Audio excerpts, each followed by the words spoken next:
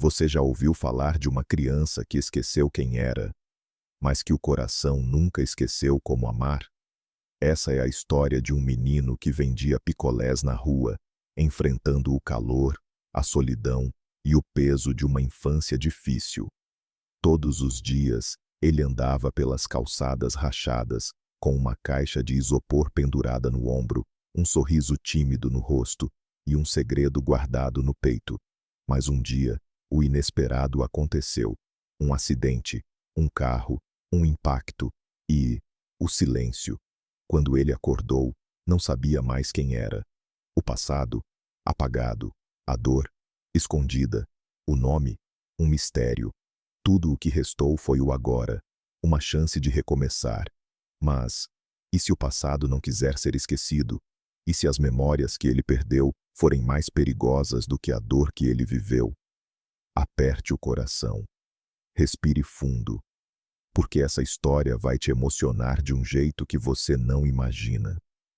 Ele caminhava descalço pela calçada quente, equilibrando a caixa de isopor como se fosse uma extensão do corpo. O nome dele era Kaique, ou pelo menos era assim que todos o chamavam. Ninguém sabia seu sobrenome, nem de onde ele vinha.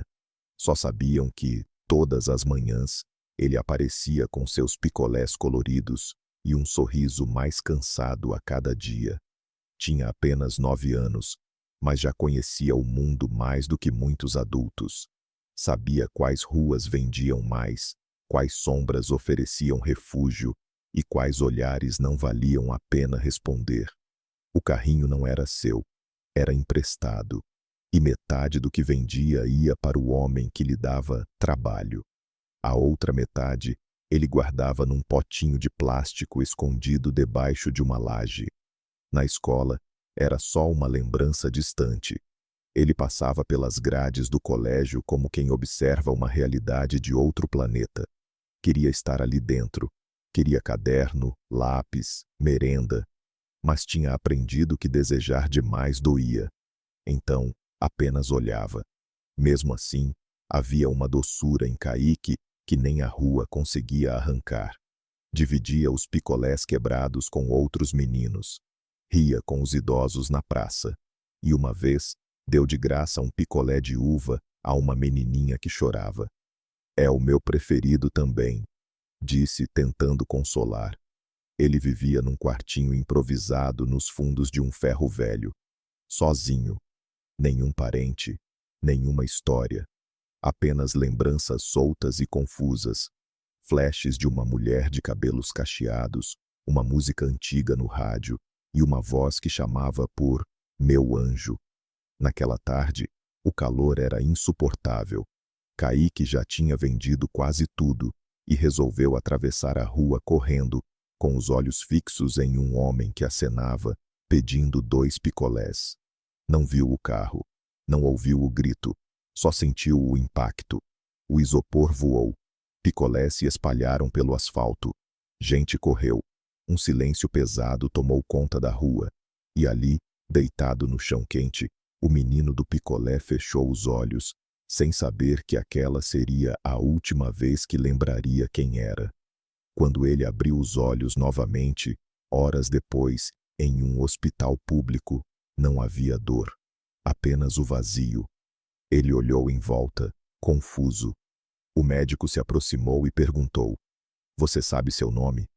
Kaique hesitou, e então respondeu com a voz fraca: "Não." Quando Kaique acordou no hospital, o mundo parecia ter ficado em preto e branco. Ele não sabia quem era. Não lembrava de nada. Apenas flashes, o cheiro do picolé, a sensação do isopor nos ombros. Mas os detalhes, o nome, a infância, as pessoas que um dia amou, tudo isso parecia um sonho distante que não podia mais alcançar. Os médicos não sabiam o que dizer. A perda de memória do menino era profunda, mas sem explicação. Trauma cerebral, foi o que eles disseram. Mas o trauma não explicava o vazio que ele sentia. Havia um buraco, um silêncio onde deveria haver histórias. Ele queria lembrar, mas não sabia como. Em vez de ser levado para um orfanato ou abrigado, Kaique foi recebido por Dona Lúcia, uma mulher de meia-idade que, sem filhos, decidiu acolher o menino. Ela morava em uma casa simples na periferia da cidade e, ao contrário de todos, acreditava que a vida de Kaique ainda tinha um propósito. Dona Lúcia o colocou em uma cama quente, ofereceu-lhe comida e, mais importante, deu-lhe um novo começo. Ela sabia que ele não se lembrava do passado, mas ela esperava que, com o tempo, ele fosse encontrar um caminho. Ninguém precisa saber tudo. Às vezes, o futuro é mais importante do que o passado, disse ela, tentando acalmá-lo. Kaique, no entanto, não estava convencido. Ele não queria viver em um lugar onde tudo parecia ser novo, mas ao mesmo tempo, velho demais. Ele não se sentia em casa. O vazio era insuportável, mas ao menos ele tinha Dona Lúcia, e a comida quente, e a cama. O resto ele não sabia como preencher. As semanas passaram, e Kaique começou a fazer pequenas tarefas pela casa, arrumar a horta, ajudar a cuidar dos animais. Mas, mesmo quando sorria, ele sentia como se estivesse assistindo à sua vida de longe. Não era ele que estava ali. Não era ele quem fazia as escolhas. Era como se ele estivesse apenas cumprindo uma missão que não sabia qual era.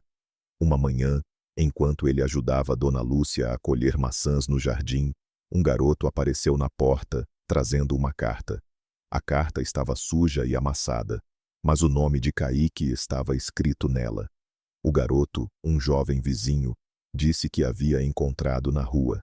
O menino nunca tinha visto aquela carta antes, mas algo na sua reação, algo na forma como ele a segurou, fez Dona Lúcia perceber que talvez o passado de Kaique ainda estivesse ali, esperando ser resgatado.